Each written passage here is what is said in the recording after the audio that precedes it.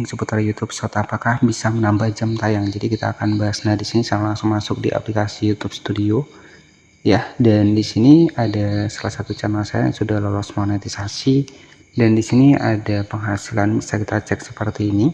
Kita klik. Nah, di sini estimasi penghasilan kurang lebih sekitar 1.900.000-an ya. Untuk estimasi penghasilan perharinya di sini di 69.000 per hari ya teman-teman. Oke, jika kita cek seperti ini, bisa kita cek di sini. Nah, ini untuk estimasi penghasilannya, ini mendapatkan kurang lebih sekitar 1.900.000-an ya, dari channel yang masih baru ya teman-teman. Oke, jadi ini sebagai referensi saja, dan ini real. Kita langsung buka seperti ini. Kita bisa klik untuk grafiknya, bahkan sempat nih ada yang 100.000 per hari ya, 104.000 per hari, ada 133.000 per hari, 122.000 per hari. Nah, inilah yang terkadang penghasilan di YouTube itu bisa naik turun ya untuk perharinya.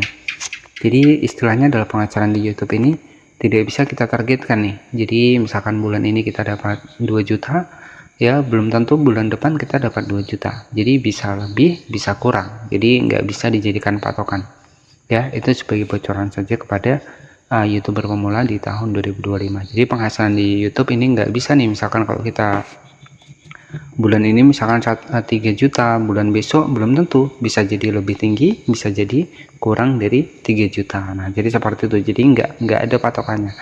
Nah, pembahasan kali ini adalah di bagian dari apakah video short ya, apakah video short di channel YouTube itu bisa menambah jam tayang?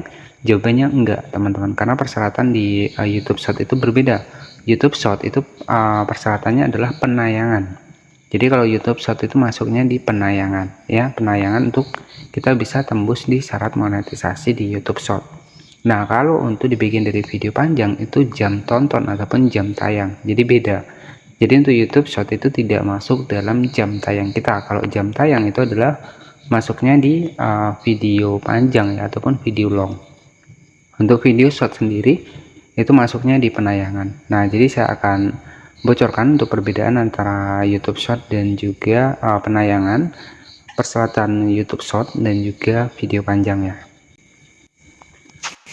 Nah, baik, ini sebagai contoh saja buat sahabat-sahabat semua. Nah, di sini bisa diperhatikan ya, ketika kita tembus di 3000 jam tayang untuk video panjang, kita bisa mendapatkan 3 fitur monetisasi. Ada langganan, ada super, dan juga ada YouTube Shopping. Nah, kalau di penayangan untuk konten short ya, ketika tembus di 3 juta penayangan di sini, maka sama, kita akan mendapatkan 3 fitur monetisasi yang atas. Nah, tapi kalau kita sudah tembus nih di 4000 jam tayang ya, dan juga 10 juta penayangan buat konten short ya, itu maka secara otomatis kita bisa mendapatkan 6 fitur monetisasi yang ada di YouTube, seperti iklan halaman tonton, iklan feed short, kemudian Shopee affiliate, jadi seperti itu ya, ataupun YouTube Shopping ya. Nah, jadi sudah jelas ya. Jadi apakah video short ini masuk jam tayang? Itu enggak ya. Jadi kalau video short masuknya ke penayangan ya, penayangan short. Nah, kalau video panjang masuknya jam tayang. Jadi beda ya. Yang short adalah penayangan, yang video panjang adalah jam waktu tonton ataupun jam tayang.